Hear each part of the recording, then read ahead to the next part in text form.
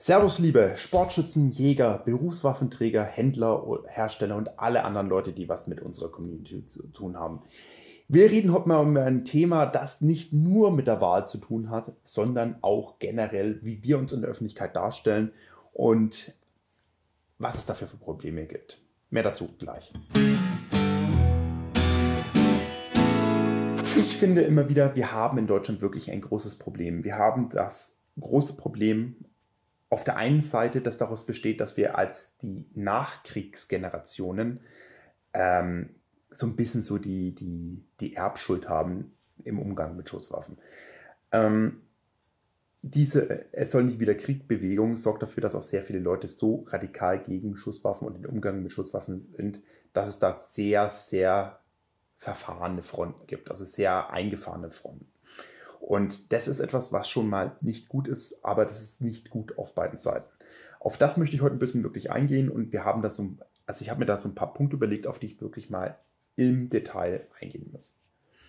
Der erste Punkt ist Darstellung in der Öffentlichkeit. Wie stellen wir Waffenbesitzer, wir Legalwaffenbesitzer uns in der Öffentlichkeit dar?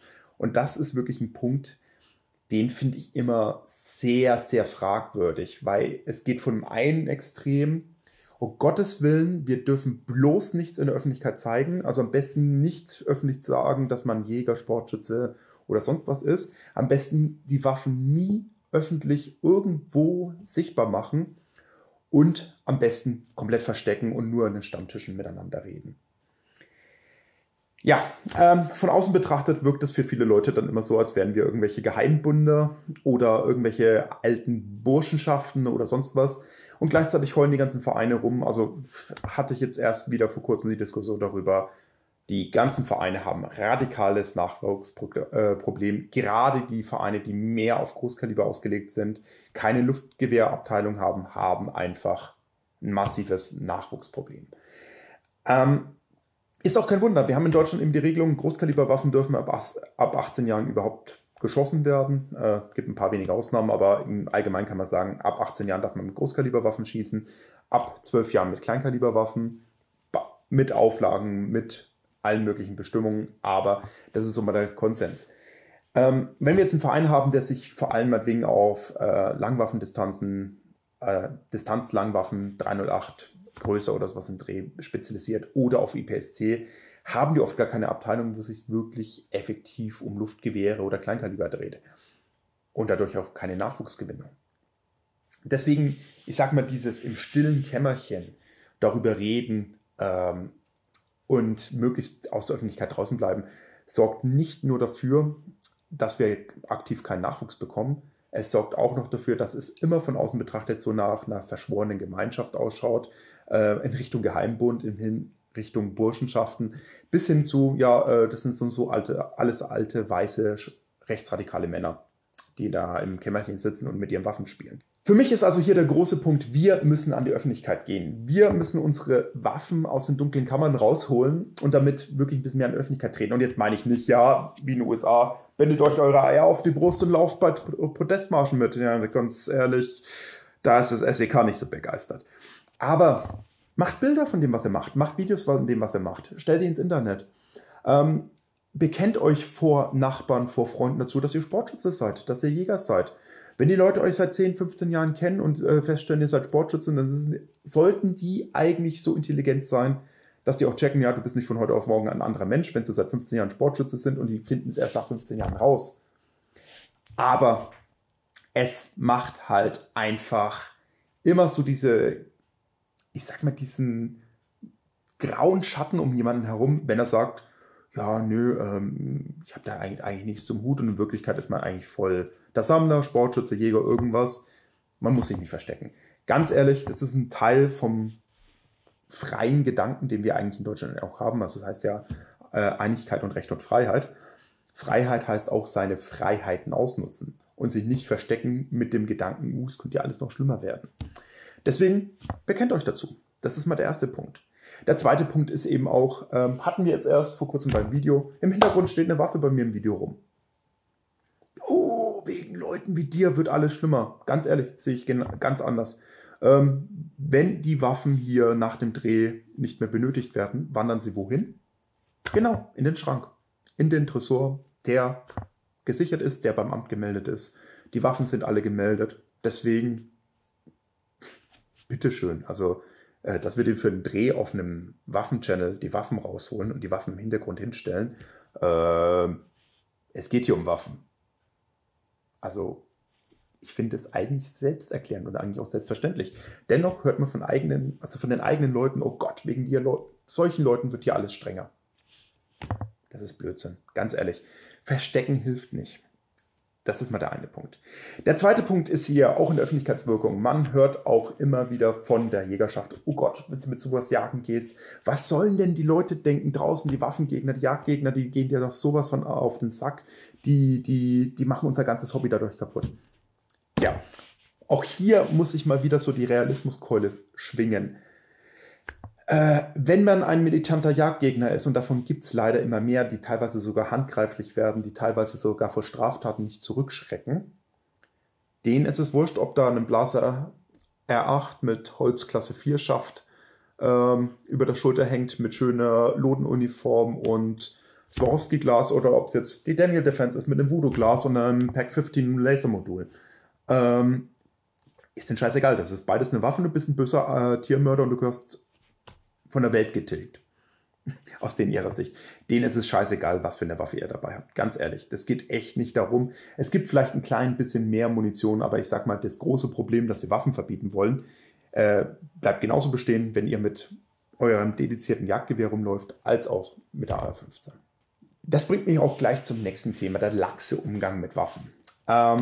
Ich finde immer wieder, nachdem ich auch mehrere Jahre in den USA gelebt habe, nachdem ich auf mehreren Kontinenten gejagt habe, es ist immer wieder erstaunlich, wie korinthenkackerisch sehr viele Leute in Deutschland sind und wie sich die deutschen Sportschützen und Jäger sich selber das Leben gegenseitig schwer machen. Ein wirklich großer Punkt ist dann zum Beispiel wirklich, dass man Sicherheitsvorschriften einführt, die weit über das hinausgehen, was wirklich aus der technischen Sicht notwendig ist. Nicht mit einer Waffe auf jemanden zielen, nicht den Finger am Abzug haben, außer ich möchte gerade schießen. Das sind Grundregeln, die muss man immer beachten, keine Frage. Kommen aber auch Leute und sagen, ja, du hast deine Munition falsch rum abgelegt, die dein Projektil zeigt auf irgendjemanden. Wo ich sage, also aus der rein technischen Sicht, das Projektil kann jetzt hier hochgehen und das ist in alle Richtungen ungefähr gleich gefährlich, weil die Splitter deutlich gefährlicher sind als das Geschoss, weil die Splitter von der Messinghülse die sind scharfkantig, die sind böse, die bleiben auch gerne mal in der Haut stecken und sowas im Dreh. Aber solange man die Patrone nicht in der Hand hält, passiert eigentlich nichts wirklich Schlimmes. Wo ich auch den Messingsplitter als schlimmer erachte als das Geschoss, das mit nahezu keiner Energie weggeschleudert wird. Deswegen, die unnötigen Sicherheitsvorschriften, das ist auch eine Sache, wo ich sage, wenn das keine Gesetze sind, wo man sagt, also das Gesetz schreibt das vor und das sind keine Vorschriften, versucht in euren Verbänden aufzuklären, versucht in euren Vereinen aufzuklären, versucht den Leuten eben klarzumachen, dass unnötige Sicherheitsmaßnahmen auch wieder abschreckend wirken, auch wieder hier den Mythos von unheimlich gefährlichen Sachen eben eher aufbauschen. Deswegen eher wenige, aber rudimentäre Regeln als unnötige und schwachsinnige Regeln. Ein Punkt zum Beispiel, der bei mir auch zum Beispiel hier bei den YouTube-Videos immer wieder aufkommt. Ich tue vor jedem Dreh die Waffen überprüfen, ich tue vor jedem Dreh die Waffen entladen. Was ich nicht mache, und das eigentlich nur aus Prinzip, weil es mir auf den Keks geht, ich tue nicht bei jedem Video sagen, hey, das ist das Gewehr, ich werde es jetzt entladen, damit ihr seht, dass das Gewehr entladen ist. Wenn es entladen ist, ist das Ding sicher. Wenn ich also das Gewehr dann eben bewege oder die Pistole bewege oder auch beim Erklären für bestimmte Aufnahmen die Waffe drehen muss. Teilweise zum Beispiel auch, dann zeigt der Lauf auf mich, damit man in die Kamera reinfilmen kann. Oder dass man bestimmte Sachen filmen kann. Ja, kann man als Sicherheitsverstoß sehen, ist aber von der Art des Drehens her teilweise bedingt. Ist auch manchmal auf Messen so, dass ich die Waffen dann an mir komisch anlehne. Hatten wir zum Beispiel jetzt erst im Acheron-Video, wo sich die Leute auch ein bisschen drüber brüskiert haben, dass der Schalldämpfer an meinen Weichteilen angelehnt war. Muss ich ganz ehrlich sagen, ja, ist nicht gut. Ist auch keine Vorbildsposition, aber das ist bestimmt nichts, wo man sich jetzt wahnsinnig drüber aufregen muss. Also aus meiner Sicht Der sichere Umgang mit der Waffe sollte immer gewährleistet sein, aber er muss auch nicht übertrieben sicher sein, weil dieses übertrieben sichern und vor allem auch das gegenseitig immer ans Bein pissen, wenn jemand da, du hast das aber 5 Grad zu weit drüben gehabt oder sowas im Dreh, auch das ist nicht gut für unsere Community. Auch da wirken wir wieder wie der Club alter weißer Männer, die elitär sind, die kein frisches Blut zulassen, die keine neuen Ideen zulassen, die kein irgendwas zulassen. Deswegen Regeln klar aufstellen, aber auf die wichtigsten Regeln beschränkt und nicht, und vor allem auf alle, die im Gesetz stehen, auch wenn die vielleicht schwachsinnig sind, Gesetz ist Gesetz, das muss man immer noch sagen. Deswegen beachtet diese Regeln, aber immer in einem Rahmen, der auch noch irgendwo nachvollziehbar ist.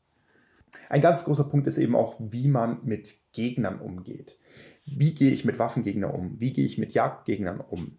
Wie gehe ich mit Leuten um, wie zum Beispiel die Grünen oder die Linken, die in ihrem Wahlprogramm drinstehen haben, dass sie uns den Waffenbesitz verbieten wollen? Oder die private Jagd, also die Nicht-Berufsjägerjagd verbieten wollen.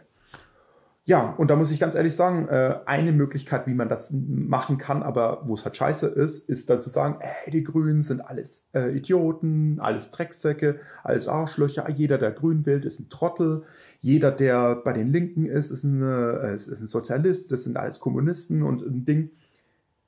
Das ist einfach dumm. Ich sag mal hier, der Kernpunkt ist wirklich differenziertes Denken. Es ist immer wichtig, alles von beiden Seiten anzuschauen.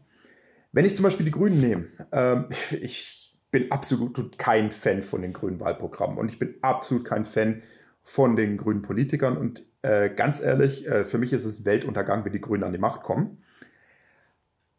Aber ich verstehe auch ganz viele Punkte in dem Wahlprogramm und ich verstehe vor allem, warum sehr viele junge Menschen momentan sich zu den Grünen hingezogen fühlen. Und das ist wirklich ein Punkt, den muss man wirklich als Waffenbesitzer, als erwachsener Mensch, als differenziert denkender Mensch wirklich verstanden haben. Wenn ich ein Jugendlicher bin und ich bei zum Beispiel den Friday for Futures Demos oder bei den Artikel 13 Demos auf die Straße gehe und für etwas kämpfe, was mir persönlich wichtig ist und die meisten Parteien, inklusive der Partei, die ich wähle, reagieren darauf mit die scheiß Kinder sollen zurück in die Schule, also die haben es netter gesagt, aber im Endeffekt, die Kinder haben doch eh keine Ahnung, wo sie mitreden sollen, die sollen zurück in die Schule, die sollen sich nicht mit solchen Sachen engagieren, sie sind ja Kinder, dass die, wenn sie 18 werden, dann nicht unbedingt diese Parteien wählen, von denen sie sich in dem Moment verraten fühlen, die nicht auf sie eingehen, ist irgendwie klar.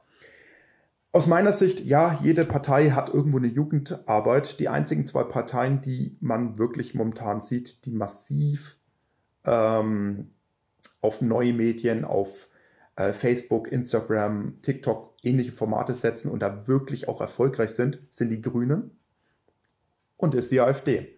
Also wir haben hier die beiden Seiten unseres politischen Spektrums, also die Grünen mit alles muss strenger werden, alles muss besser kontrolliert werden und die AfD mit nicht so politisch korrekten Gedankengut aus meiner Sicht. Deswegen, ich sag mal, die großen Parteien, gerade SPD, CDU, CSU, die hängen da massiv hinterher. Ja, jetzt kann man wieder sagen, ja, Philipp Amthor hat ja ein paar coole Videos gemacht.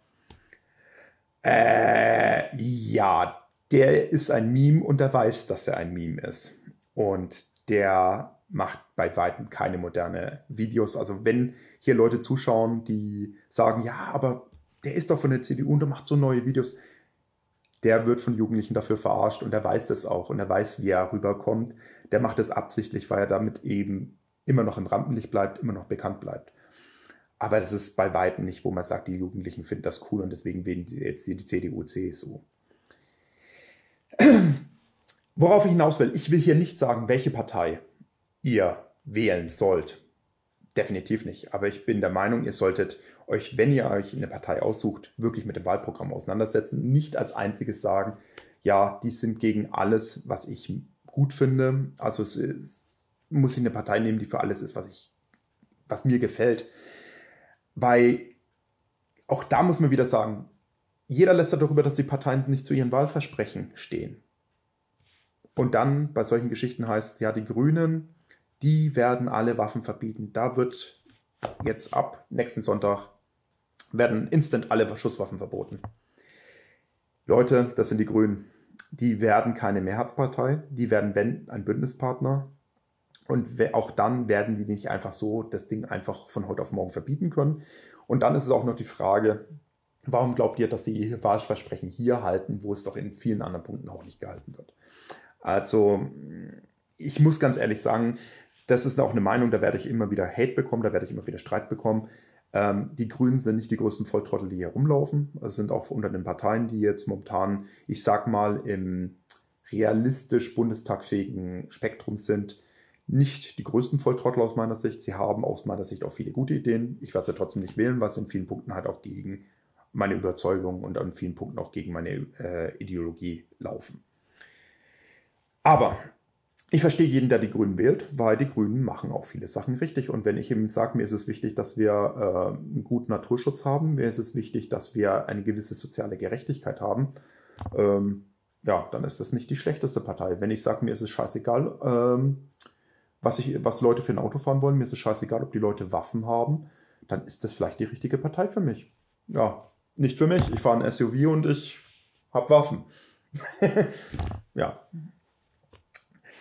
Ein Punkt, den ich auch immer wieder höre, wenn man sich doch öffentlich als Legalwaffenbesitzer politisch äußert, dann kommen doch die Behörden und nehmen dir die Waffen weg. Weil das wollen die doch nicht. Leute, ich habe seitdem ich 18 Jahre alt bin Schusswaffen. Ich habe mich schon sehr häufig auf verschiedene Weise politisch geäußert, auch hier auf YouTube, auch auf YouTube-Videos, die nicht gerade wenig Klicks generiert haben. Ich habe meine Waffen noch. Mein Ordnungsamt ist cool mit mir. Die kommen nicht vorbei und nehmen mir irgendwas weg. Und das wird auch bei euch nicht passieren. Seine Stimme zu erheben, und sei es nur im Bereich von Demonstrationen, im Bereich von Petitionen, im Bereich von Wählen gehen, das ist immer noch extrem wichtig. Das machen immer noch nicht alle von uns.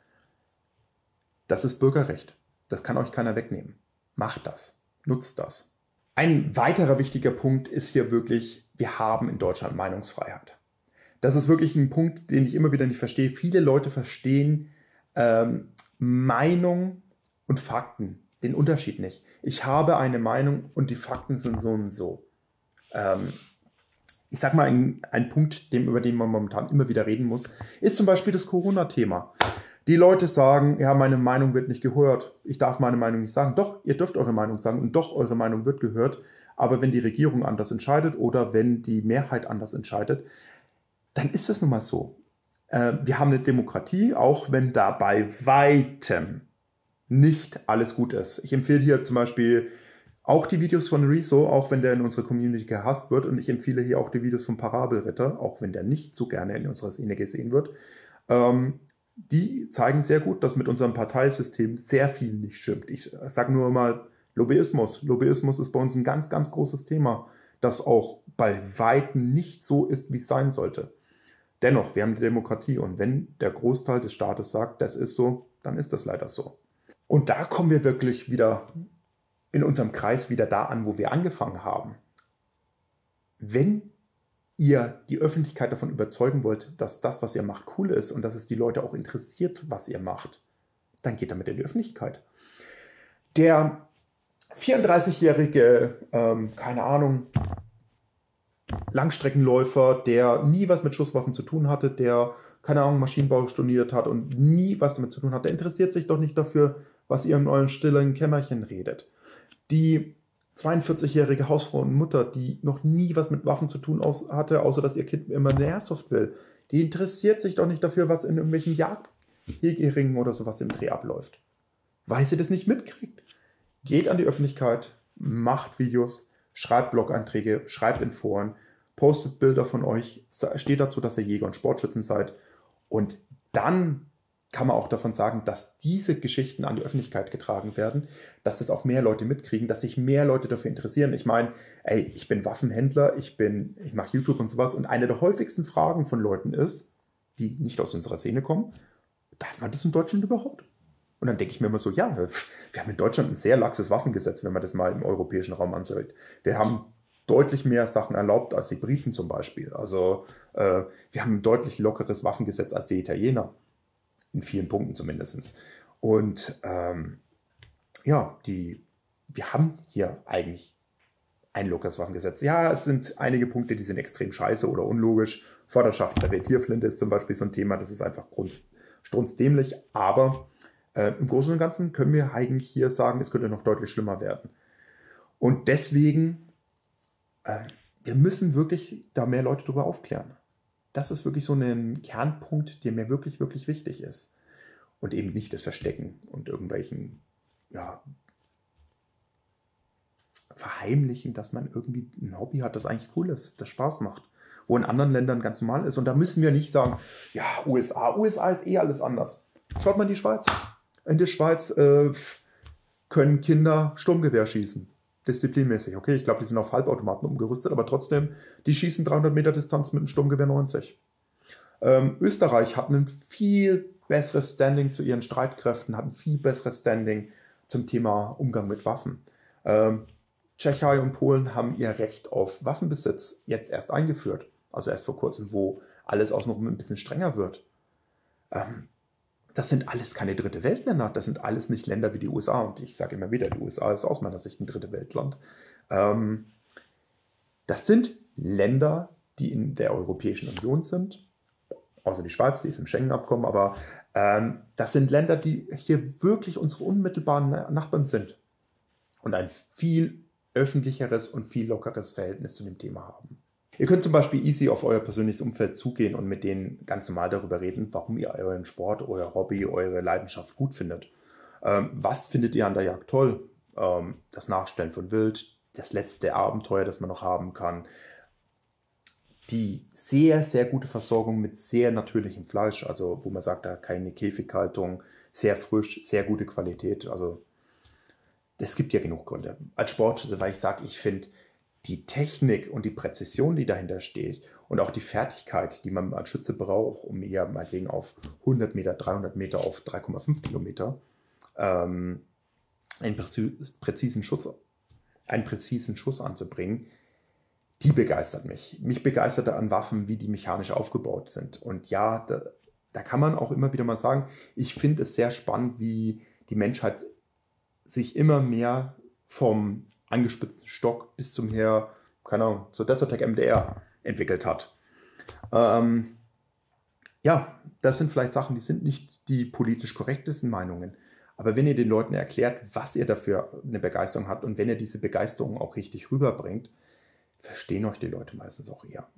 Und wenn die Leute einfach verbohrte Waffenrechtsgegner oder Jagdgegner sind, dann werdet ihr die nicht mit Argumenten umbiegen können. Aber ihr werdet die Allgemeinheit, die normalen Menschen, die werdet ihr auf eure Seite bringen können. Zumindest auf der personellen Ebene. Man wird nicht dafür sorgen, dass 80% aller Deutschen Waffenbesitzer werden und unser Thema toll finden oder sich überhaupt nur dafür interessieren. Also ich meine auch nicht mal für Waffen interessieren, sondern denen unsere Probleme nicht einfach am Arsch vorbeigehen. Aber ihr könnt wirklich sehr viel bewegen, was das Thema angeht.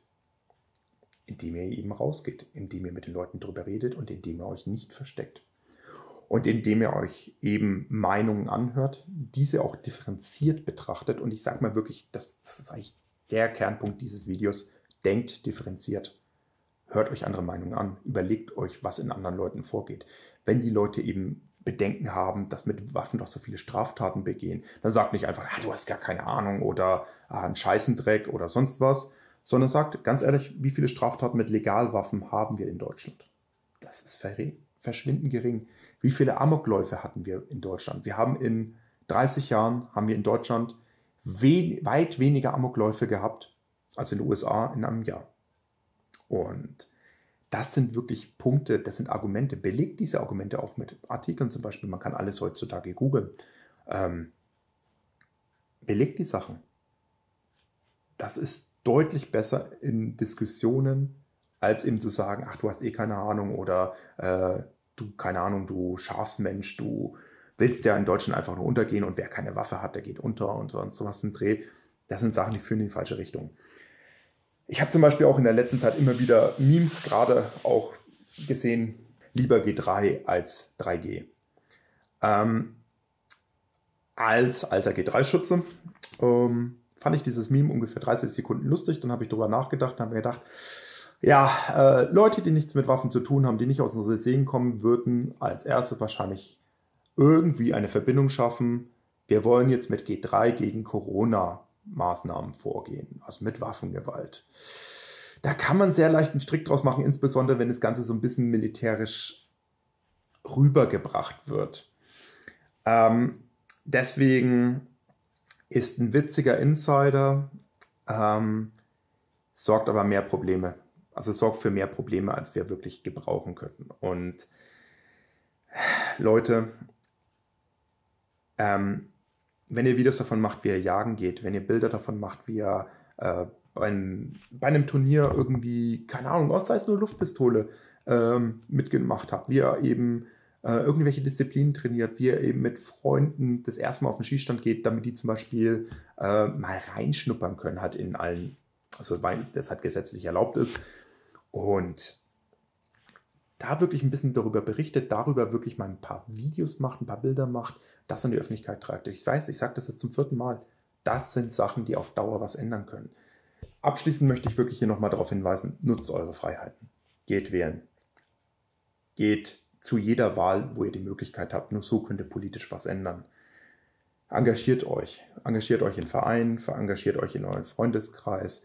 Versucht Leute darüber aufzuklären, was wirklich bei uns in der Lobby los ist, mit welchen Problemen wir zu kämpfen haben. Eben zum Beispiel, sei es das Magazinverbot, wo die Ordnungsämter dagegen waren, wo die Polizeibehörden dagegen waren und dennoch es von der Regierung durchgedrückt worden ist, weil die Regierung einfach nicht verstanden hat, worum es geht.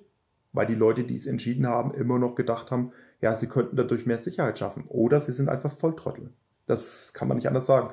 Aber diese Volltrottel sind von uns gewählt worden. Das sind die Leute, die wir, das deutsche Volk, in ihre Ämter gehoben haben. Und sei es auch nur durch die Wahl der Partei. Deswegen engagiert euch hier. Seid fair. Denkt differenziert. Und ja, ich sage sehr oft Volltrottel oder sonstige Sachen. Ich bin Franke, ich bin kein besonders netter Mensch. Sorry an der Stelle. Ich meine das nicht so böse, wie es vielleicht klingt. Dennoch, denkt euch ein bisschen in die Leute rein, nutzt eure Freiheiten, geht wählen. Ich weiß, wir haben dieses Video sehr kurz vor der Wahl gemacht. Ich muss ganz ehrlich sagen, ich habe dieses Jahr einfach schweineviel zu tun gehabt. Ich habe mich tatsächlich in die Rolle Arbeitgeber mal ein bisschen reinfuchsen müssen. Ich habe sehr viele andere Projekte gehabt, in die ich mich reinknien musste, einfach um meinen Laden am Laufen zu halten.